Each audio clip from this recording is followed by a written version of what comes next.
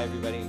Welcome to episode 14 of the Mingled Yarncast. I'm your host, Stephen, also known as Knitfen on Instagram and Ravelry. And in this episode, I'm going to catch you up on some things because it's been a little bit since the last episode. That was the end of January, I think. And now we are mid-April. So yes, it's been a little while. In that time, well, two things have kept me from recording more regularly. The first is that I actually did record a video, an episode, back in February, and I did it using some new software, new to me, Final Cut Pro, and I didn't master it. I have not mastered it yet. It's still causing me some troubles, and it's a little bit different than the iMovie, which I use on my Mac because it just came with the software. And I've gotten so used to that over these last couple of years that now trying to switch to a new system, I'm like, eh. And there were things that I really wanted to make happen that I couldn't make happen. And, it was just keeping me from editing and slowing me down in that regard. But in addition to that, I've just been busy. I've been busy with life, travels, singing as well. And let me tell you a little bit about what's been going on since January. So the last time we spoke, I was preparing to go to Vogue Knitting Live, which I did go to. And by the way, the whole episode that I filmed that I haven't edited was all about that experience. And I'm not going to talk about that experience today because a third thing that has kept me from making this is thinking to myself, oh my gosh, I've got to go and redo that whole episode. And that is just like weighing on me, having to redo it again. And anyway, it's all mental. It's all, it is what it is. But anyway, it slowed me down. And I know I've lost my train of thought. What was I saying? Life, travels, January. That's what it was. Vogue Knitting Live. So I will come back to it. I'm going to do a follow-up episode in about 2 weeks when I will finally get back to that stuff. I figure if I, in this episode, just kind of touch upon what's currently happening and not worry about having to bring in stuff from months ago, I can get through it. And that's what I'm going to do. But I will tell you, January, I did go to Vogue Knitting Live. Then, that same weekend, it was my mother's birthday. It was a surprise birthday for her because it was a milestone. And she probably doesn't care if I tell you how old she is, but I'm not gonna because, she might. All I will say is that I am 46 and she had me in her 20s. So you do the math. Anyway, we threw her a surprise birthday party in Cincinnati, so I flew home for that.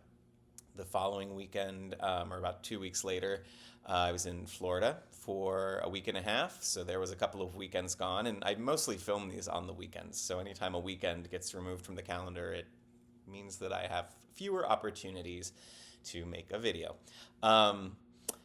Then, after Florida, a week after that, I went to Vermont with some friends to go skiing, only we didn't ski because it rained and it was very muddy and the conditions were not right. So that did not happen, but I had a great time in Vermont with friends and that was great. Then coming back from that, I was performing with Master Voices in a piece that was called To My Arms Restore.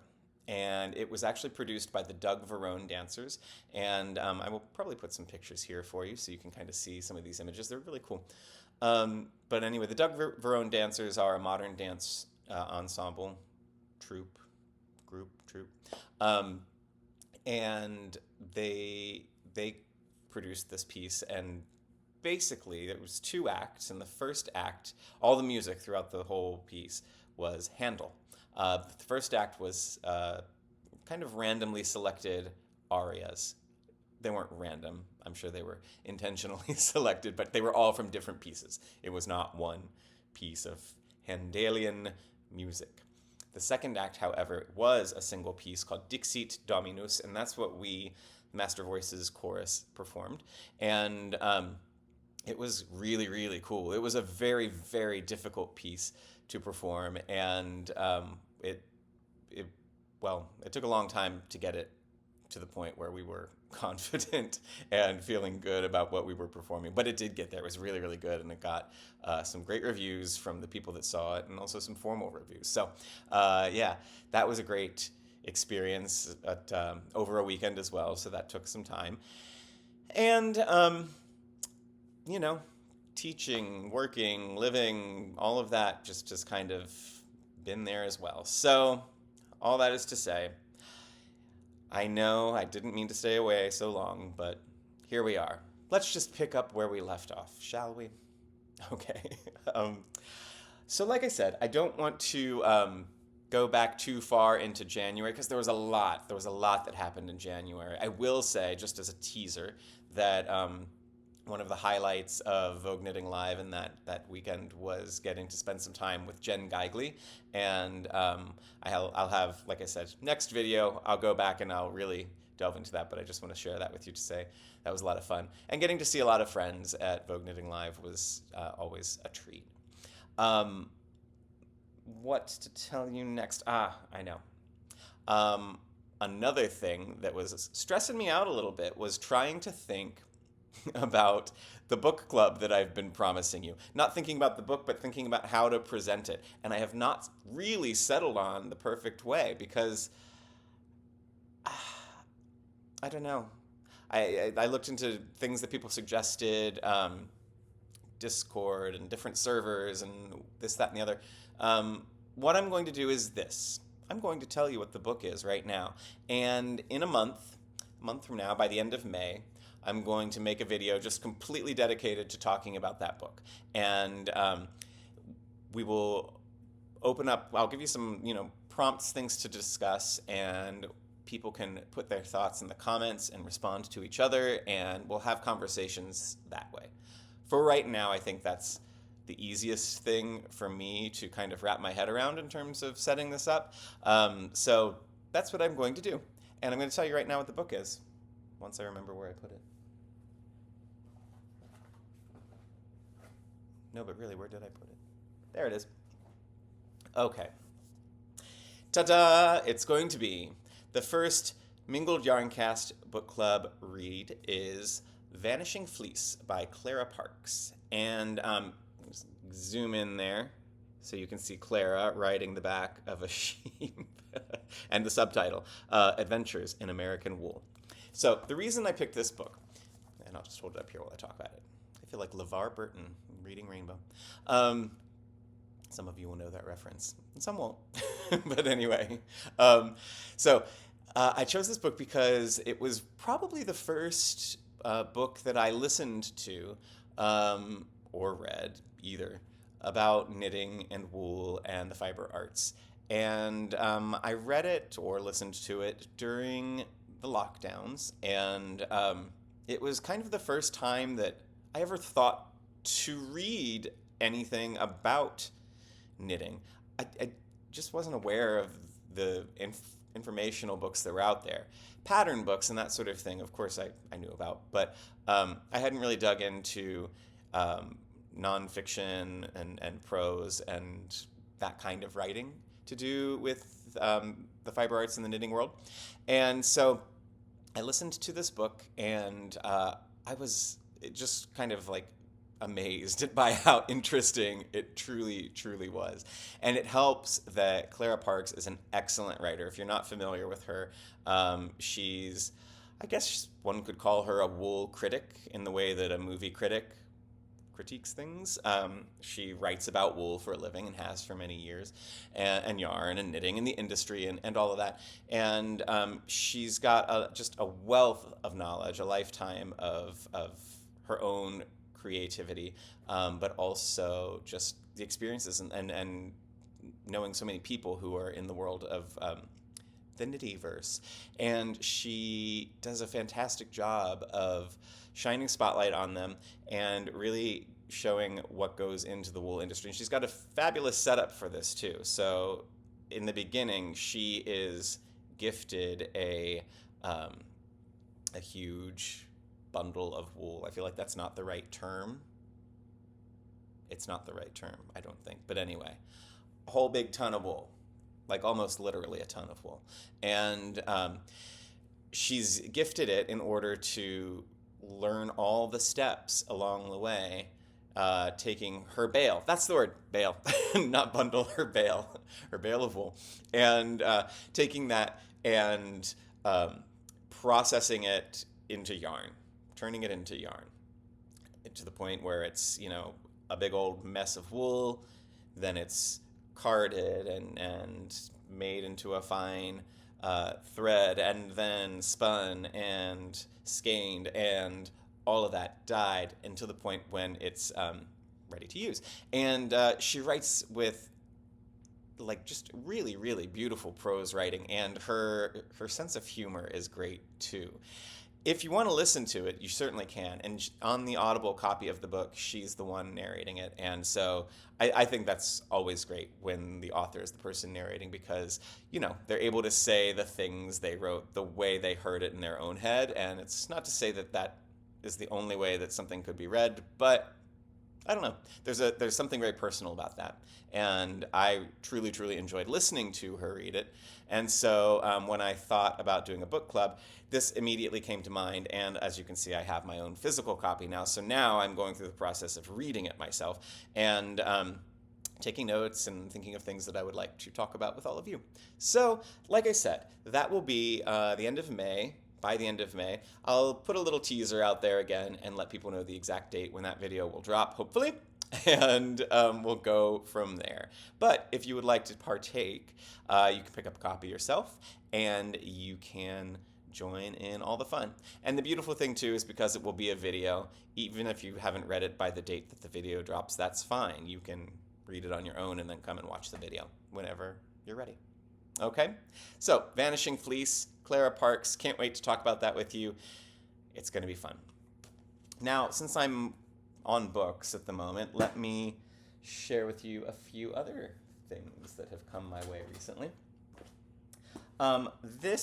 Actually, there's two parts to this gift. So, some of my friends who I made also during the pandemic, I've mentioned them before, our Victorian Widows Club. There's 4 of us, and we kind of bonded over our love of history and literature, and generally just kind of being Anglophiles of the highest rank. And we do a Victorian Widowmas gift exchange, which we did very late this year. In fact, we did it in March because it just took us a while to organize ourselves and be able to plan a time. But my gift is from Emily, and there are 2 things I want to share with you that she gave to me. I'll show you this one first, the non-book one. She found this on Etsy, and is this not just the cutest little ornament? Hopefully the glare isn't too much. I've got a ring light in the front, and I've got the sun in the back, so you're going to have a glare one way or the other. But it's an ornament with a little bit of knitting right there, dangling in the middle. I think that's really very clever. And, yeah, a very special ornament. I got it in March, so I'd already taken the Christmas tree down, but I'm looking forward to putting it on the tree next year. So that was the first thing. But the second thing, because we are, the Victorian widows, she gave me this. So this book, my knitting book by Miss Lambert. Miss Lambert's knitting book is a facsimile of a book that was originally published, I think it was 1843 is what I want to say. Well, let's go with 1843 until I find something that says otherwise.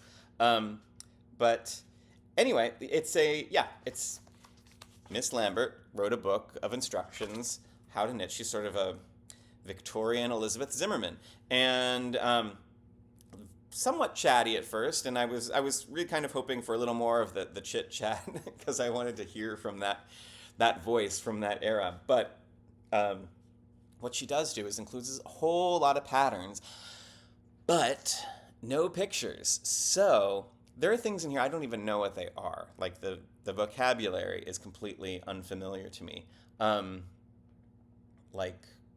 Well, I know what a purse is, but a pence jug. What is a pence jug? I don't know. Shell pattern, diamond pattern, a Van Dyke pattern. Ooh. so many interesting things to experience in here, and I'm looking forward to reading through it and making as many of them as I can. So I think this will probably, I don't want to do this as the read along because there's not a lot to really just sit and read, but I am planning to make several of the things and do a video just diving into this and exploring the world of Miss Lambert and what her concerns were with her knitting. And I want to say one other thing about this. Oh, one thing that I thought was really interesting was when she writes the word pearl, as in knit and pearl, she spells it like the gem, like an oyster's pearl, Pearl. And that got me wondering, if in the 1800s they were spelling it that way, when did we change that spelling and why? So if anybody knows the answer to that, without Googling, tell us in the comments. I can Google it myself, and I will eventually. But I'm just curious if somebody just happens to know this off the top of their head. So flex your knowledge with us and let us know if you truly do know. Or make it up, because you know what? I love a good made-up definition, too. Okay, so that's that. Miss Lambert, we have her to look forward to. Also, at Vogue Knitting Live, I got the chance to meet dear Prue Raymond, and we met briefly at Vogue Knitting Live and got to talk in person, but it was such a rush of people, and we didn't really get a chance to, really go deeper and get to know each other. So when she got back to Australia, we set up a Zoom time and spent an hour just chatting about knitting and the work that she's doing in kind of helping to expand the knitting ecosystem, as she calls it. And one of the many things that she's made are some really helpful books. She just released a new one, too, which I haven't even looked into yet, so I don't want to say too much about it. But these are two of hers, the Knitter's Yarn Store Passport and the Knitter's Learning Journal. And I've already started to make entries in both of them, and one of them was here. You can see, I'm not lying. I really did write in it. And I took a class, a Vogue Knitting online class with Shaina Bilow, and it was about how to pick up stitches in the most efficient and aesthetically pleasing way. And I learned a lot. I really just wanted to kind of see her teaching style because Arena Shar and others had said that she was an excellent teacher, and I've been really starting to think more and more about developing my own skills as a knitting instructor. More on that soon. More on that soon. Let me stick with Shaina first, because A, she was an excellent instructor, and like I said, I went there to kind of watch her style, but then B, I really truly learned a lot of technique too that I realized I was doing quite a few things wrong when it came to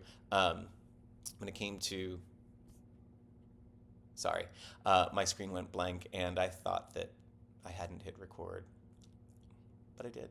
Yay. Techniques I learned about picking up stitches. I realized that some of the necklines in my early sweaters were a little wonky, and I realized the reasons why. Because I was not really kind of following the math of picking up the stitches. I was kind of doing it willy-nilly, and So I will show you in just a moment on a finished product where I put her techniques to the test, and very glad I did because it turned out great.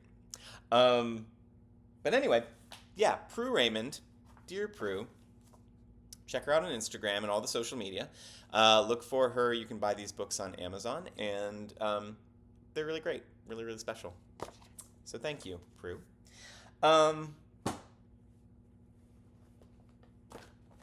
Look at this bad boy. Yes, I am. I've enrolled in the TKGA Knitting Instructor Certification, and the reason why I wanted to do this, in part, is because I've mentioned before the after-school club that we have at school. On Mondays we meet. It's a knitting and crocheting club, and we have a sort of small but loyal band of crafters that show up every Monday. And I have found that I truly, truly enjoy teaching knitting. And I have students that are bringing me, problems that they've encountered with the pieces that they're working on. Some that are very, very challenging. Sometimes it's a matter of trying to interpret a pattern. And so I've looked at patterns that frankly were not the best written and tried to make sense of those for the students and to put it in different words and in different, just giving them a different context. And it's great because all of them are working on things that I wouldn't necessarily be making myself. They have their own tastes and their own desires. And so they've chosen things that I didn't choose. And so it's getting me to look at things that I wouldn't have chosen, but seeing how, different designers tell their audience how to do the thing. And it varies so much. And there's lots of room for confusion, I've discovered, and lots of need to be able to describe concretely and with clarity what's going on. And so through all of this and just through the joy of making with my students, I've really felt like I wanted to solidify that a little bit. And so I had known for a couple of years now about TKGA's Master Hand Knitter certification. And I should have said, in case you don't know, TKGA is the Knitting Guild Association and highly respected organization when it comes to sort of, I don't know that they manage or set or maintain standards, but they set a very high standard for what quality knitting is or should be. And anyway, they have a certification program, as it happens. I didn't know about that until I looked it up. And so I'm starting the process. It's an 18-month course. Not that it takes that long, but that you have 18 months to complete it. So if I did nothing else for the next month, I could just knock it out like that. But because life, I'm, kind of slowly going through it. There are parts where you're writing out answers, and there are parts where I have to actually make some things and send them in. And I'm not too far into it just yet, so I'm not going to say a whole lot more because obviously I plan to tell you about the process as I go through it and share some more of that with you without revealing too many of the specifics. So, where does that bring us? Let me consult the show notes here.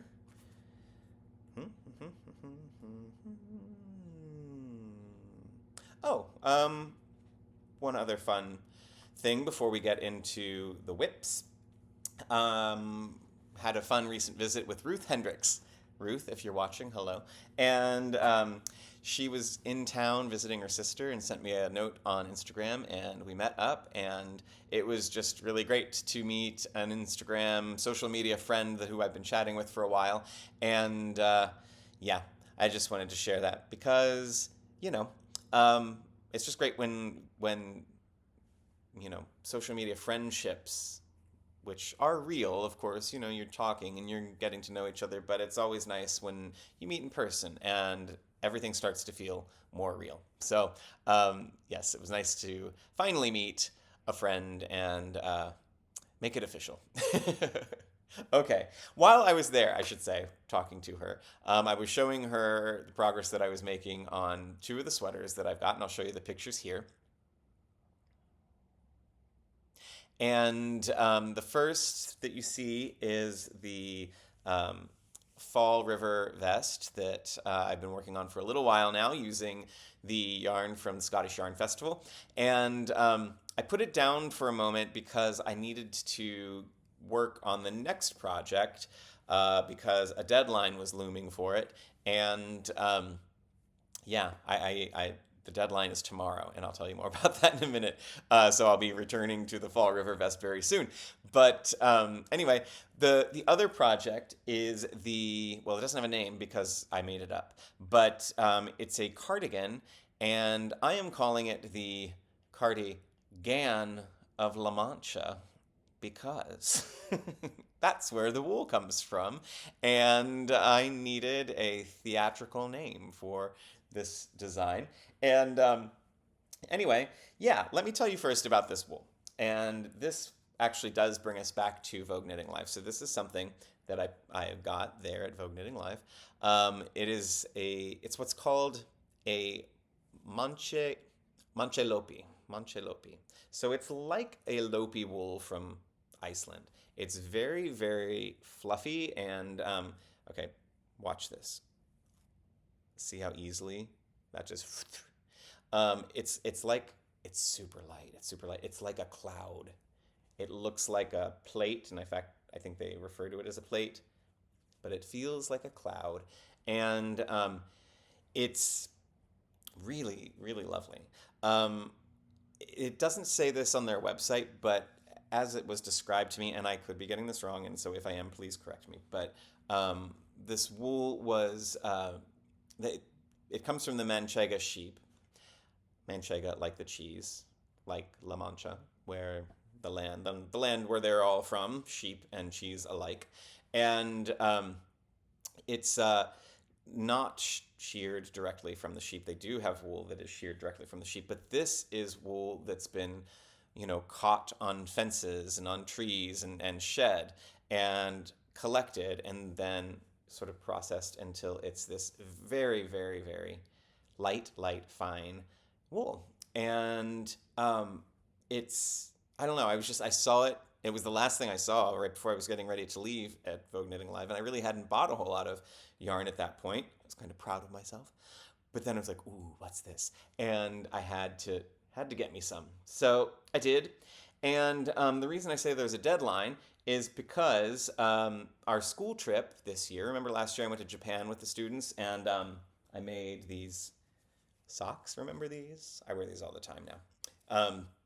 And I just brought them out because I knew I'd be talking about traveling with students. Anyway, tomorrow is our 2024 trip. We're leaving on our 2024 trip tomorrow. And we're going to Portugal and Spain. So I was very excited to have this wool to work with because I wanted to make something that I could wear in Spain. If you've been watching the show long enough, you know that whenever I travel, I want to make something to go there and just kind of, proudly show off. And I also like to take some yarn to just work on the way, because there's a lot of time on these trips where we're on buses and I'm pleasantly looking out the window and knitting a sock. And that's where those Japanese socks came from. But for this, I was aware of the fact that we're going in April. This is very warm wool. I do not really need a sweater to wear in Spain in April. The temperatures are going to be in the 60s and 70s, possibly even the 80s in some places. So, not sweater weather.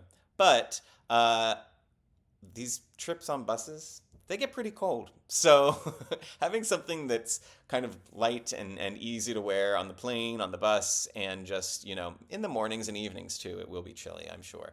So I wanted to have something good for that kind of climate experience. So here is the final product, and I guess I could just put it on here in a moment, but let me first just hold it up and show you. I think I've got it kind of tangled. Maybe I should just put it on. Maybe that's easiest. Okay, so I'm going to tell you a little bit more about this. By the way, I didn't really show off my NYC Knitters shirt yet, and I probably mentioned this before, but it's worth mentioning again.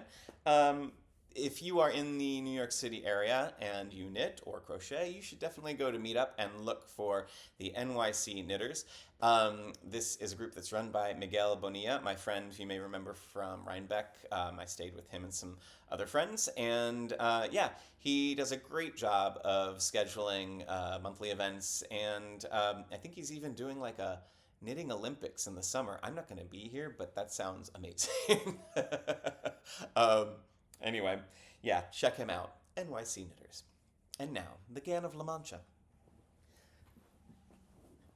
Okay, so this cardigan is based on two of my favorite sweaters that I've made over the years. The first is this. This is I've shown this before, but as a reminder, the Atlas Pullover by Josh Bennett. And so the basic pattern is the same. It's a twisted stitch, 3-to-1 twisted rib stitch. think it's called. Purl 3, knit 1 through the back loop to twist it.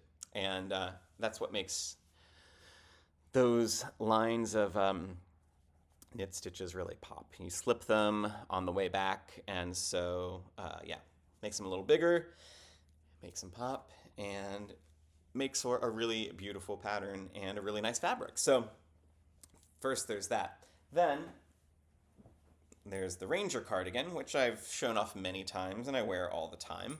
And so I took the basic pattern for this and how to make it, even though, as you can see from here, this is a much thicker wool, so I couldn't follow the pattern exactly. I don't remember what weight this was, probably DK, and this is fairly bulky. So I had to adjust some things, quite a few things actually, but the basic concept I kept, and worked from there. This is fairly similar actually, so the gauge on these two is more or less the same. So what I did was I started from the bottom, and I don't know if you could tell, sorry, let me sit here so you can read my lips if you need to, but you can tell. So you see how the borders here, the neck and the button bands, sorry, this isn't laying properly. It does when I'm sitting properly or standing. Slightly different color. That's because I held it together with some mohair. And actually, I don't know if you can see this. You can kind of see it, but not too well, which is intentional. I didn't want it to be too showy. You can see that there's some variegated color within the mohair. It actually has reds and greens and blues. You can see it up close, but from a distance, it just looks like it's a slightly darker version of the rest of the grayish brown. And anyway, I did that because, as you saw, the yarn kind of pulls apart very easily. And I wanted to put the mohair there to strengthen it so that here, all the button band and all of the waistline has that. The entire piece is framed with mohair and in the sleeves too. So that hopefully, if any of these get caught on something, it won't tear easily. As for the rest of it, we'll see. Hopefully it's going to be pretty strong. It seems to be strong. I mean, pull out the fabric is it holds. All of that tension is distributed, and we'll see. As long as it lasts me through this trip to Spain, I'll be happy. Anyway, I didn't start with this idea, though. I started when I was swatching. I started from down here. And you can actually see this. I wanted to do this kind of cross-hatched pattern, which, well, I don't know how well you can see that. And that's the thing. Even up close, even right here in person, I can hardly tell that there's a cross-hatch pattern happening there. And as I thought about it, it was a lot of work to do that for very little reward. And this just wasn't the yarn for that pattern. I've done this in socks and other things, and I love this pattern, and I think it's a lot of fun. But in this, there wasn't enough bang for the buck, so I stopped doing it. But then, as you can see, I practiced holding some mohair with it just to see how the colors would blend, and really I love this color green, but I really didn't like it with this. It was too loud, too different. It just wasn't going to do what I needed it to do, which was to be subtle, as you can again see in the sleeve here, right? Can you see that? I hope so. The slight difference. I mean, I feel like as I'm looking at it on the screen, I can see that there is a difference, but I can't name what it is. I can't even tell that the mohair is really there. Maybe now you can. So, started from the bottom and worked upwards until I got to the shoulders, or the armpit. Then I worked on the sleeves, and here we go. Connected them and worked into a raglan uh, sorry, this one, a raglan shoulder, and I enjoyed kind of bringing the lines. Sorry if you were watching this and you got. I keep like trying to point things out, but it's reversed in the screen, so that makes things very confusing. I'm expecting a mirror. It's not a mirror. So I've got to look at the thing itself. Okay, here we go. So the lines as they come together, that was fun to make that happen. And I'll have to show you on the back.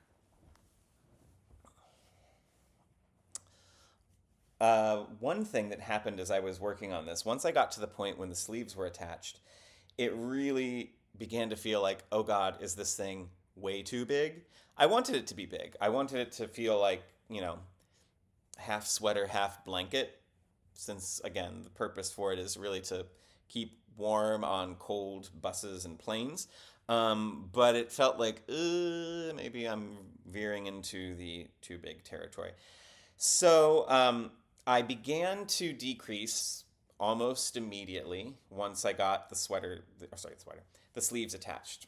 And just began decreasing up the sides, front and back on each sleeve, forming the shoulder. And then I started to do it, very soon after that, I started to do it but every row. It was just on the right side rows, and then I would knit back the other way. But then it was like, let's make this happen faster. Make these decreases happen a little faster. And it worked out well. I should say, yes, scientifically, I'm sure I could have figured that out with looking at the gauge and really doing the math. But I'm not really one to do things that way. With most of the sweaters that I've done where I didn't follow a pattern, I'm just trying it on constantly as I go. And so, it gets to this point and it's like, okay, well, it needs to get a little smaller as it goes up, and then it's got to get a lot smaller quickly. And so I'm just, gauging it by trying it on, which you can do if you're making something for yourself. Obviously, if it's for somebody else, then, well, if you're the same body type, then that works, but won't always work. And I really should be able to teach myself how to do the math a little better, but I'm just not there yet. So anyway, like I said, it does fit quite well. It fits exactly the way I wanted it to, in fact. And when I got, by the way, to the back section, it was the back, by the way, was so broad that made it feel like it was going to be really, really big. And eventually I realized I needed to decrease a little bit more in the back, so I just added this bit here. Sorry. You can see how these two lines here come to a point. Whoops. Here we go. These two here. I began decreasing from the middle as well as from the sides. And it worked. And it also created a little bit of drama on the back, a little flair. Anyway, this is the Gan of La Mancha. And, I didn't even talk about the buttons. And the buttons were a big ordeal, actually, because when I first started making this, I didn't have my cheesy theatrical reference in mind yet. I was not thinking about the Man of La Mancha just yet. Wasn't having Don Quixote on the mind. But eventually I did kind of get there. And so first, when I was looking for buttons, I found these, which I love. These sort of Celtic dragon buttons. And they would have looked great. That copper brassy color against the brownish gray looks really nice, I think. But when I did finally realize, no, La Mancha. We have to go with La Mancha for the theme of this. I thought, no, I need something else. I need something Quixote-esque, something quixotic. Don't get to use that word every day, do you? And so horses. I settled on horses. And that was because, of course, on this one, I've shown this off before, but every time I wear this, I get lots of compliments on the buttons, as if I did anything to make the buttons. No, I didn't. All I did was buy them, but they are lovely. And they've got a Celtic thing kind of going on too. So I thought, let me just get these, but in a different color. So I did that. However, when they arrived, you may notice, I thought that I ordered the same size, but these are not the same size. And because this piece is so fluffy and so big, these tiny little buttons just weren't going to cut it on there. They weren't going to be big enough. Like even if the smallest buttonhole just didn't feel like it was going to be the right size, and they wouldn't really show. So I was like, I tried to get the bigger ones. They weren't going to get here until the middle of May. So that was not going to work. So what I did instead is, it's what you see.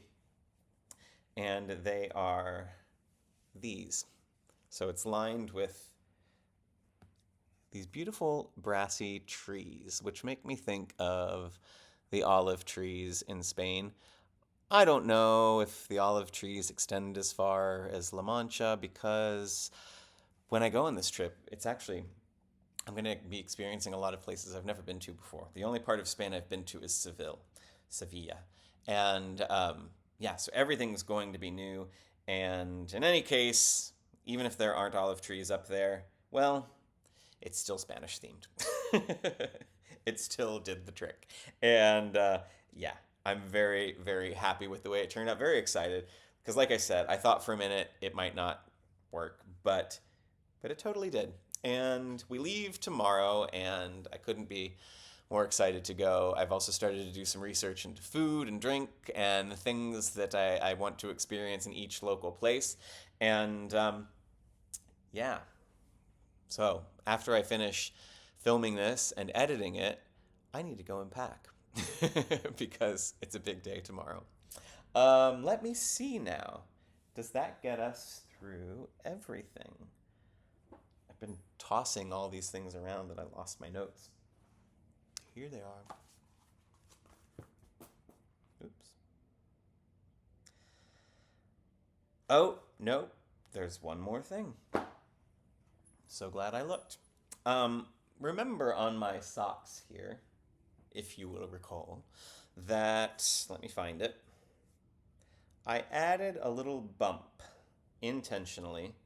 One may think it was a mistake, but it was not a mistake. It was done on purpose, although I can't find it at the moment. Well, gosh, where did it go?